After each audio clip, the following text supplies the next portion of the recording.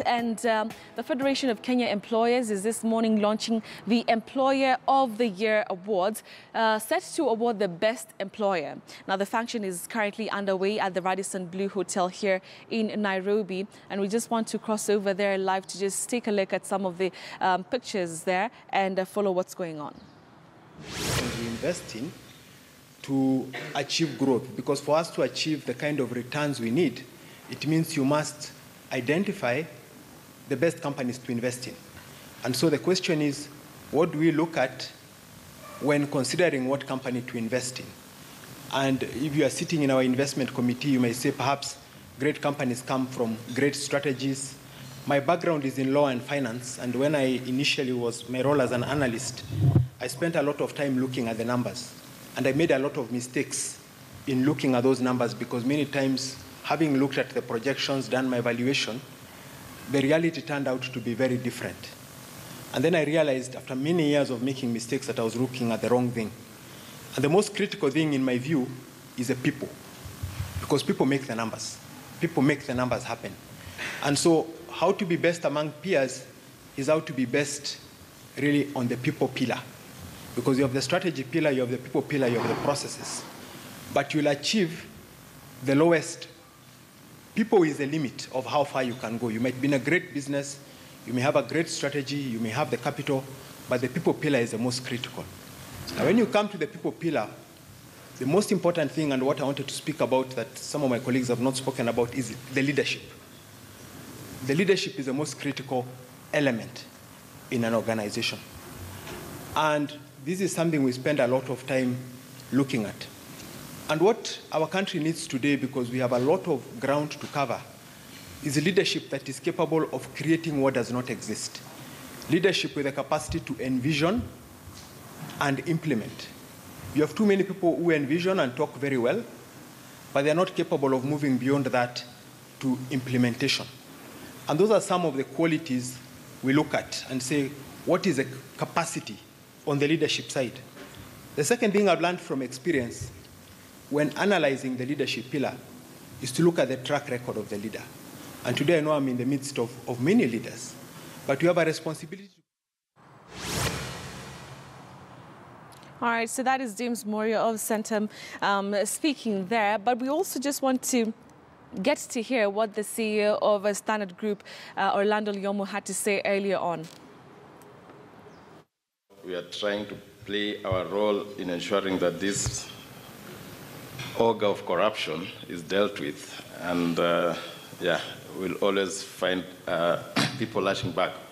So basically, within my 10 minutes, I think I've used 1 or 2 minutes on the banter, so I'll move to the next about 7 minutes, just trying to highlight and package the area I was told to discuss, and maybe 1 minute to summarize. I'll be speaking to the area of responsible business conduct. Probably a few of my experiences. So what's responsible business conduct? It's very easy to say it's the same as CSR. But I think in my own experience and based on what I've tried to read on, CSR is actually part of responsible business conduct, right? Responsible business conduct is a full package. And if I could just give a very brief definition, because there's all sorts of definition, but in a nutshell, is about the triple bottom line. That's about doing your business, focusing on the people, focusing on the planet, focusing on the profits.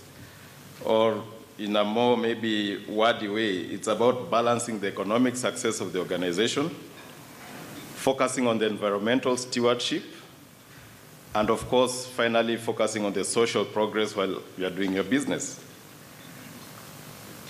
It's about how we make our profits.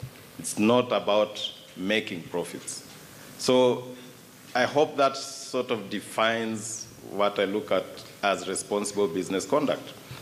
Then how do we link the employers to responsible business conduct? How do we make sure that, or how do we bring it together and say that it's the best employers that promote responsible business conduct? Now, to try and address this, and remember I told you that when you have 10 minutes, you really look for a way of packaging your message that makes sense. I thought that I'll probably just try and break it down into 5 core areas, then we'll summarize that. And for me, the 5 core areas that a good employer would focus on if they are trying to promote responsible business conduct would be the workplace itself, because when you do business, you start with the workplace. The next one is the environment in which we operate in. There's a community within which we operate and with which we do our business. There's the marketplace that presents to you the value chain. And of course, there's the overarching values and principles and transparency in the way we do our business. So how do best employers promote these values? Let's start with the workplace. How many of you would want to go to an office which is dusty, which is unkempt, which is untidy? Maybe by a show of hands, how many would be happy? Now, since all hands are down, it means all of you want to go to a place that is inspiring. You want to wake up, feel happy that you're going to work. And the truth is, you cannot talk about responsible business conduct if your own backyard, if your own space is not appealing to employees. Remember, employees are your first set of, should I say, stakeholders. They're the ones who help you promote or create the value. The second element is the environment.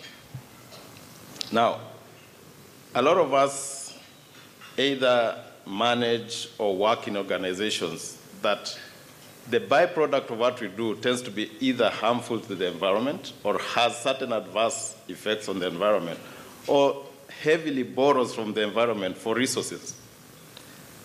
Good employers know that. And the more you take from the environment, in my opinion, the more you have a responsibility to give back to that environment. A good organization will always look at the impact they have on the environment. They'll come up with ways of ensuring that if, for instance, and if I can be allowed to use maybe some examples, when I was in college, I did internship at Bamburi Cement in Mombasa. And of course, cement is meant, you know, the process of making cement involves a lot of excavation because the basic raw material comes from Mother Nature. And if you go there, you'll find that there are all these spaces that were left behind during the excavation. And one thing they did is that, for those who have been to Bamburi Nature Trail, that used to be a previous excavation site. That is a good example of how responsible employers, or how good employers promote responsible business conduct. They converted what would have been a wasted environment back to a very productive aspect of society. So good employers will ensure that any negative aspects of the operations to the environment are dealt with, and that these ones are addressed by the way the employees work.